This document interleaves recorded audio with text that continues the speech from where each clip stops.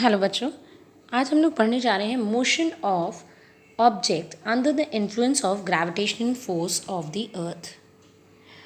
आपको याद होगा हम लोगों ने काइनेमैटिकल इक्वेशंस किए हैं मोशन के तो अगर किसी ऑब्जेक्ट को इनिशियल वेलोसिटी u दे करके एक्सेलरेट किया जाए तो s डिस्प्लेसमेंट कवर करता है वो t टाइम में और उसकी फाइनल वेलोसिटी हो जाती है v। तो हमारे पास नॉर्मली 3 काइनेमैटिकल इक्वेशंस हैं।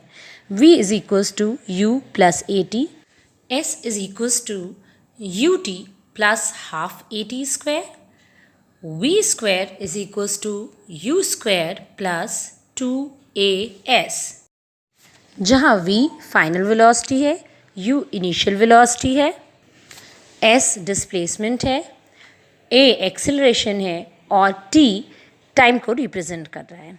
ठीक है, पर यहाँ पर हम बात करने जा रहे हैं वर्टिकल मोशन की, है ना। जैसे कि मैंने आपको पहले बताया, the motion of objects under the influence of gravitational force of the earth. तो यहाँ पर कुछ चेंजेस आ जाएंगे। मतलब जब हम बॉडी ऊपर से फ्री फॉल करा रहे हैं या नीचे से हम उसे फेंक रहे हैं ऊपर की तरफ, तो इक्वेशंस में कुछ चेंजेस आ जाएंगे। ठीक है, मान लेते हैं कि कोई ऑब्जेक्ट ऊपर से नीचे की तरफ आ रही है और टोटल डिस्टेंस वो कवर कर रही है, दैट इज़ h, जिसमें उसका एक्सेलरेशन a है। बट यहाँ पर क्या है, यहाँ पर तो अर्थ का ग्रेविटेशनल फोर्स लग रहा है। ठीक है, तो a किस में चेंज हो जाएगा, g में। ठीक है, तो काइनेमैटिकल इक्वेशंस हमारे चेंज हो जाएंगे।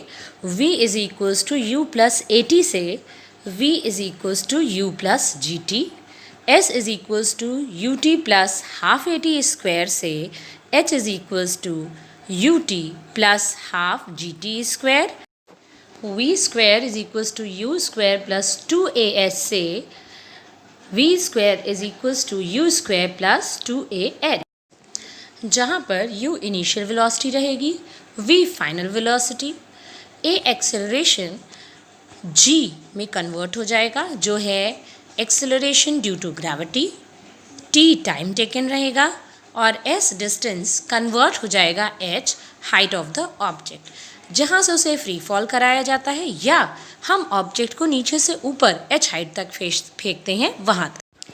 अब कुछ इंपॉर्टेंट पॉइंट्स की बात कर लेते हैं। जब हम न्यूमेरिकल्स करेंगे तब हमें इनकी ज़रूरत पड़ेगी। ठीक है, पहली बात, जब हम किसी बॉडी को वर्टिकली ऊपर की तरफ थ्रो करते हैं, ठीक है, तो वो जितना टाइम ऊपर जाने में लेती है उतना ही टाइम नीचे आने में लेती है।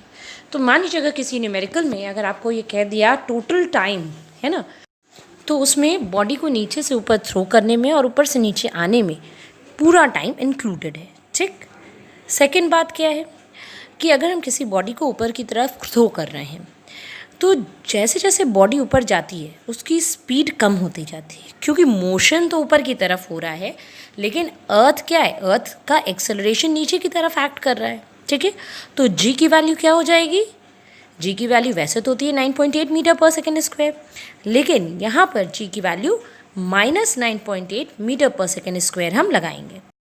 एक्सेलरेशन ड्यू टू ग्रेविटी वो तो मोशन के ऑपोजिट है ना, बॉडी ऊपर जा रही है और जी नीचे की तरफ एक्ट कर रहा है ना। तो क्या होगा, जैसे जैसे बॉडी ऊपर जाएगी उसकी स्पीड जो होगी वो कम होती जा रही है।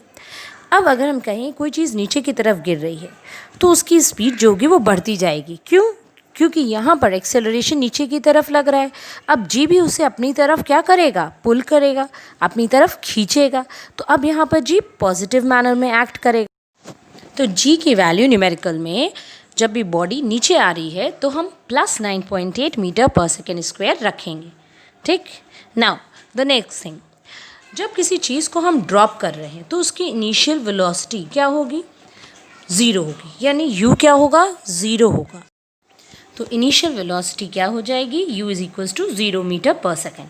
ये सब हिडन डिटेल्स हैं, ये न्यूमेरिकल में नहीं दिए जाते, ये न्यूमेरिकल पढ़ के हमें खुद समझना होता है। ठीक है, अब इसी तरह से नीचे से ऊपर फेंक रहे हैं तो अभी मैंने आपको बताया कि क्या होगा, उसकी स्पीड धीरे धीरे कम होती जाएगी। तो जब कम हो जाएगी तो धीरे धीरे वो 0 हो जाएगी, है ना। तो बॉडी तब तक ऊपर जाएगी जब तक उसमें वेलोसिटी, और जैसे ही उसकी फाइनल वेलोसिटी 0 हो जाएगी, ठीक है, कहाँ पर, at the top, final velocity v क्या हो गया 0 मीटर पर सेकेंड, वहाँ से बॉडी नीचे उतरने लगेगी। तो g नेगेटिव है जब बॉडी ऊपर जा रही है और g पॉजिटिव है जब बॉडी नीचे आ रही है। तो for free fall initial velocity u will be 0 and g will act in a positive manner, and when the body is thrown upward final velocity will be 0 and g will act in negative manner.